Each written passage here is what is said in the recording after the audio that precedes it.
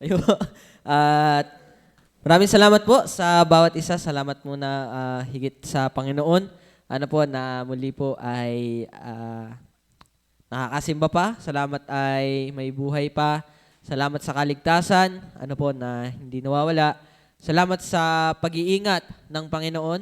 Ano po sa araw-araw at kami po ay lagi po kami nasa daan. So yan po ay talagang matindi po.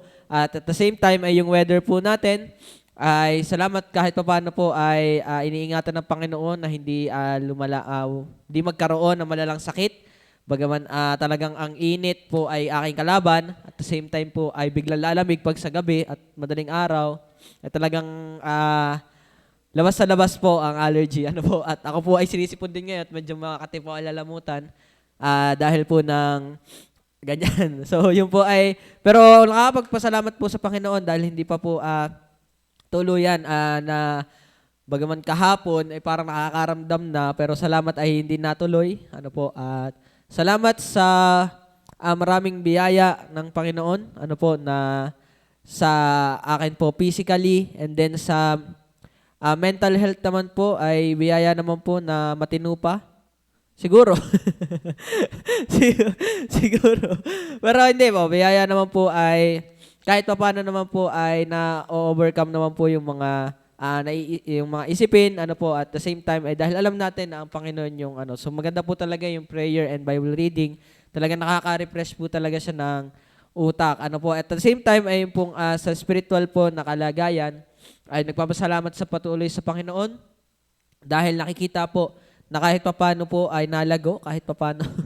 Ano po, dahil yun po ay biyaya, at bagaman po ay may mga, tulad po ni sabi ni Kuya Henry, may mga answered prayer na hindi pa, maybe not yet. So yun po ay nakakapagpatuloy, ano po, na ipinagpe-pray sa Panginoon na sana ay kung anong kalooban po niya. Ano po, at lalo po ay kami po, ako po ay personally nagpapasalamat po sa atin po sa church, sa ating pong pastor, na patuloy po na natuturuan ng salita, sa mga elders po natin dito sa simbahan, at gayon po ay sa mga nauna po ng mga workers. So biyaya po ng Panginoon na may nakikita ano po na ehemplo, ano po. So biyaya po 'yon kasi hindi naman po sa lahat ay may ganon.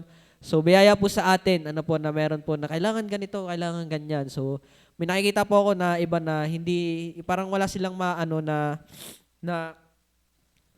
maiging ehemplo. So nakakatuwa po sa ating po simbahan, ano po na may mga ganyan. At the same time po, meron po tayong Bible School, ano po, kaya sa church po ng GSBC. So biyaya po yun, malaking katulungan po sa amin, ano po, ng mga manggagawa, ng mga nagsisimula pa lamang, ano po, na manggagawa ng Panginoon ay yung nai-impartan ka ng knowledge, at loobin po ng Panginoon ay makagraduate this year. Ano po, so yun po ay laking pagpapasalamat na po sa Panginoon na nakatawid po ng 3 taon doon. At the same time ay hindi aalis na walang natutunan. So yun yung nakakapagpasalamat po doon na talagang naging katulungan po, ano po, sa akin po yun personally, sa paglago talaga po at sa pagpapatatag po sa pananampalataya.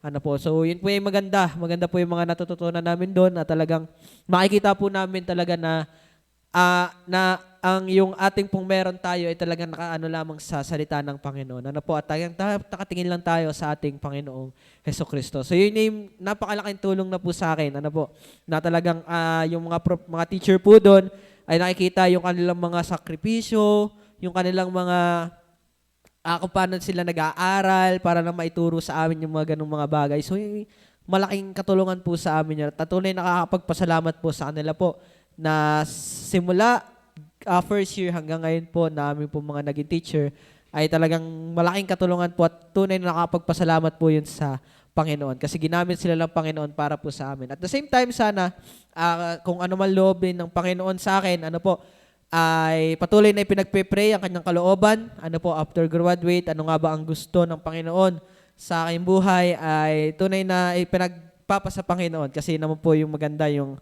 ang hangarin ng Diyos kung bakit po ay dito tinawag, hindi ko alam kung ano po, pero may pinagpe-pray naman po, may plano pero alam natin na ang Panginoon pa rin ang masusunod sa kanyang kalooban. So yun talaga, dahil maganda talaga na ikay nasunod lamang sa Panginoon ay ikaw ay hindi niya pagkukulangin, hindi kanya pababayaan at talagang idadirect kanya kung saan niya gusto tayong dalhin. At yun ay patungo lagi sa kanya. Bagamang iba-iba po tayo, pero kung saan path tayo talagang mag-grow, ay doon tayo dadalhin ng Panginoon. Kung talagang tayo ay nasunod lamang sa Kanya. At nakikita ko po yun sa akin. So yun ay malaking katulungan po sa akin. So sana po sa inyo din, bagaman pamali-mali din kahit maraming kalokohan. Maraming mga ay sana yung makita rin po, nabiyaya yung aking pong buhay. Kasi nakikita ko naman po na talagang na sana po ay nasusunod ko talaga at nakakasunod po talaga sa ating Panginoon. So yun po at maraming salamat po muli sa bawat isa, tigit lalo sa Panginoon. Magandang hapon po.